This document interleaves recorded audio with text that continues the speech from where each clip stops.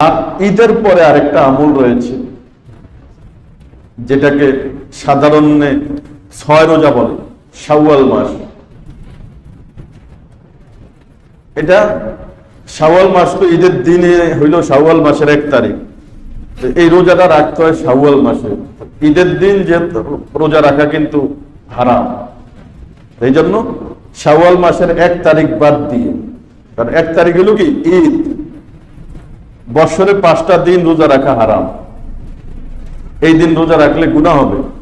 এই 5টা দিন হইল কি 2 ঈদের 2 দিন আর কোরবানি ঈদের পরে 3 দিন। এই মোট কয় দিন? 5 দিন। এই 5 দিন রোজা রাখা হারাম।